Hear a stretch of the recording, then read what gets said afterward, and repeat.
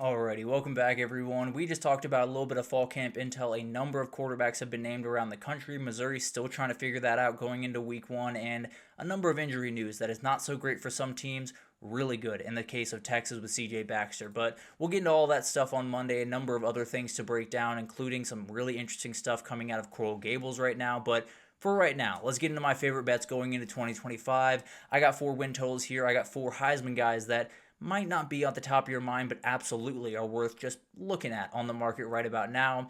I do want to make something very, very clear before I get into this. I live in the state of Georgia. I will not be placing money on these bets. If you don't have money to place on these bets, please do not place money on these bets. But at the end of the day, these are the ones that I'm watching the closest. These are the ones that, in my mind, stand out to me. We'll start Georgia Tech over 7.5 wins. I cannot believe this is the number. I thought 8.5 would be a little bit more fair. If they win at Colorado in week one, I don't think this is even a question. I think they're absolutely going to get to at least 8 wins. Even if they lose, they can absolutely do this thing. Now, they're going to be favored in just about every game that isn't Clemson or Georgia, maybe Duke as well, depending on how that season goes early on for the Blue Devils. But at the end of the day, this team is set up to do this. If they win every game that they're favored in, they'll probably be at least 9-3, maybe 10-2. If they win most of the games they're favored in, they'll be at least 8-4. This is a very good football team. They have stability in the run game. There are some worries about the offensive line losing some guys up front, no doubt about it. I think they're going to be fine. I think Brent Key's going to have these guys ready. I think they're going to have 8 wins before the Pitt game, which is the game right before Georgia. So I think they're going to be in a really good position. I think they're going to get to at least 8 wins. Frankly, I would probably bet on to over 8.5 right now if I was being totally honest, but I'll take the 7.5 because they're giving it to me. Arkansas, under 5.5 wins. I hate to do it to Sam Pittman, but I just don't see it this year. I think it's a very, very interesting team playing a nightmare of a schedule. And I think with Taylor Green, you're going to have once or twice where he makes some magic, where he does some incredible things, whether that's on the road at Texas or at LSU or Missouri to finish. He's going to make one of those games really interesting. The reality is, even with that, I think he's going to be a nightmare. They're going to win the first 2 games against Alabama, A&M, and Arkansas State. If they don't, they're in real trouble to lose this. But at the end of the day, then they go to Ole Miss. They go at Memphis, which is not a layup by any means. They have Notre Dame at home, and then they get into the SEC. It is an absolute nightmare for Arkansas this upcoming year. They got Tennessee, Texas A&M at home, Auburn at home, Mississippi State should be a win at home, and then at LSU, at Texas, and then Missouri to finish. It's really tough. I think they're going to be really, really fighting to get 3 wins in that last little bit of that SEC schedule. I think they're going to really be fighting to get to a bowl game this year, and I do not expect them to get to one, especially if they lose that Memphis game. They're in a lot of trouble to lose this one. Nebraska over 7.5 wins. I can't believe this is the number. Frankly, on this team, I think 8.5 would be a little bit better of a number, but I think they will get to 8 wins. They start the season at Cincinnati, Akron, and Houston Christian.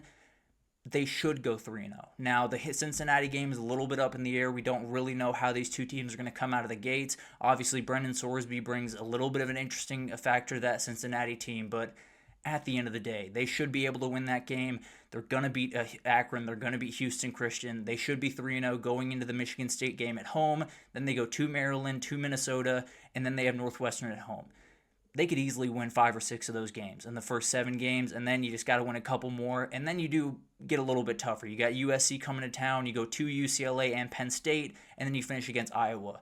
You're probably going to need to get 1 or 2 of those at the end of the year. I think they will. I think there's a team that could very well go 9 or 10 wins this upcoming year. We'll see what happens in that first stretch. If they go 7-0 in that first stretch, if they win all of those games all the way up to Northwestern, this is going to be a layup. I'll be totally honest. If they go 6-1, I still feel very confident in this.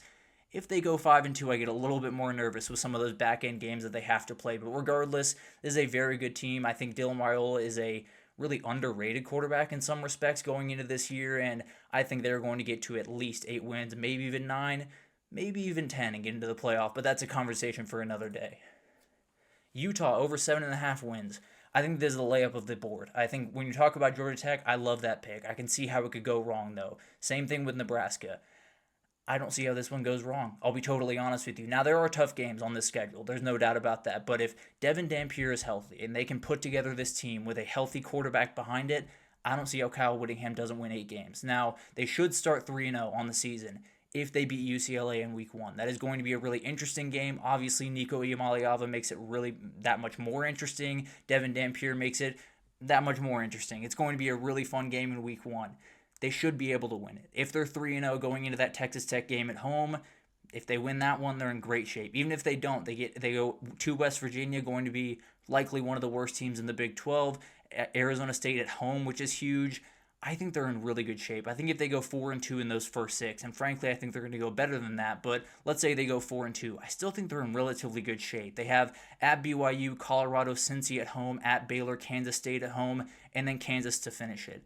I think they're absolutely going to get to 8 wins this year. I think they're almost definitely going to get to 9 wins.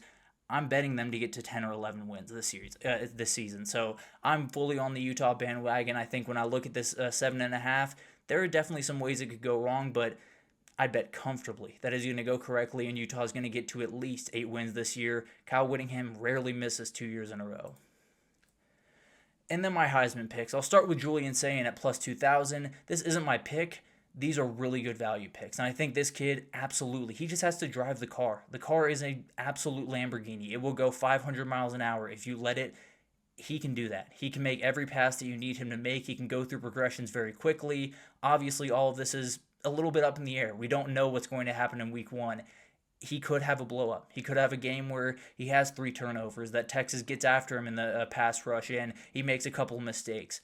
I still don't think it takes him out of it. He's going to have plenty of moments to redeem that week 1. I think everyone understands that it is his very first start. I don't think they understand that with Arch Manning. I think they understand that with Julian Sayin. So even if he has a not great game, he just can't have a blow up in week 1. And then I think he's in really good position. You just got to get the ball to number 4. You got to get the ball to number 17. You got to get the ball to number 11 and let this offense do what it does. Ryan Day is very, very good at finding these guys space. If Julian Sayin can find them in space, and I think he'll be able to, they're going to be more than fine. They're going to be a very good offense, and this kid will be at the center of it. I have Jeremiah Smith in my Heisman finalist because I think he'll overshadow this kid. This kid could very easily make it not the case and be one of the best quarterbacks in the country, put up some of the best numbers in the country, and absolutely be in New York City at the end of the year. John Mateer at plus 2,500. This is an Oklahoma play. If you believe in Oklahoma to make the steps that they're going to get to a 9-3 that probably puts them in the CFP at the end of the day, you got to like John Mateer. If they're going to do that in this season, he is going to be playing at Heisman level. I can almost promise you that. Now, the offensive line is a question. There's no doubt about that. I think the receivers are a relative question. If Deion Burks is healthy, I'm not super worried about the group, but overall, it's still a relative question going into this year. If this team hits the way that a lot of people around Norman, a lot of Oklahoma fans, and a lot of the country think that they're going to hit, this kid will be playing at a Heisman level. He will be in New York City at the end of the year. So that'll be a really interesting thing to watch. If you believe in Oklahoma, I think there are plenty of people that do. I'd bet on this kid to win the Heisman because I think he has the ability to do that. I think he has that top-end talent even coming over to the SEC and the step up in competition that it's going to be. And it's going to be very tough, no doubt about it. If they do a 9-3 season, if they do the things that they want to do around there, it's because John Mateer is playing a Heisman-level season. We went over this one. He is one of my finalists as of right now, but Jeremiah Love at plus 4,000 is crazy to me. I think if this guy is healthy, he is absolutely going to be in the running for this thing. I think CJ Carr is going to have to give this ball off a lot to this kid because it's going to be a lot to deal with, especially against a Miami team that they're plenty physical, they're plenty big. They also get pushed off the ball every now and then, and I think they could against this Notre Dame team from time to time on Saturday. If Jeremiah Love puts on a show in his very first game and they just predicate everything around that guy having success in this upcoming season, he absolutely is going to put up crazy numbers. He almost definitely is going to be in New York City, and Notre Dame will probably be 11-1 on top of that. So there will be a lot of reasons to like this kid. Obviously, the helmet he's wearing doesn't hurt by any means, but this is a very, very talented kid. I think he's going to put on a show this year. I have him in New York City. Might as well take a little bit of sprinkle if you think he's going to get there. And then the absolutely crazy long shot is Colin Simmons, the defender that I wanted to put on here, plus 30,000.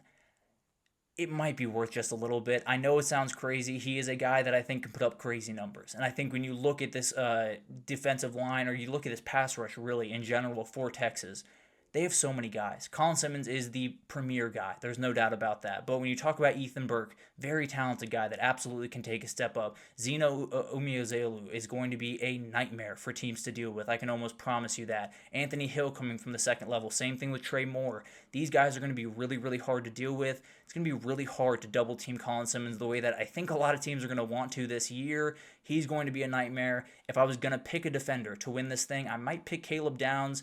I would probably pick Colin Simmons right after that. I think this kid is uniquely talented, and I think he's going to put on an absolute show this year. I'll be totally honest. I think he is downright special, and I think if he puts on the show that I expect him to, he could very well be in New York City at the very end of the season. Obviously, some things would have to fall his way in terms of Arch Manning not going crazy, Arch Manning not taking all of the attention, but he could put up some crazy numbers and maybe be the first defender to win it since Travis Hunter last year, but a little bit of a two-way there. The first I guess that's not plainly defense either with Charles Woodson. At the end of the day, would be the first one in a while to win from the defensive side of the ball. I don't necessarily think it's going to happen. If you're going to give me plus 30,000, I'm going to look at it at the very least. But we'll talk about that, obviously, in more time. We'll get into Heisman details, and I have my pick. It is going to be Cade Klubnik, in my opinion. I still think those guys are very worth looking at as we head into this season. But let's take our last break, and when we come back, we got some headlines. We got a headline that came up yesterday. The SEC is going to 9 games. I'll talk about why some people that were really pushing for that might not be super excited about the results. We'll talk about the Big Ten's terrible playoff idea and how it all ties in together right after this. So stick with us.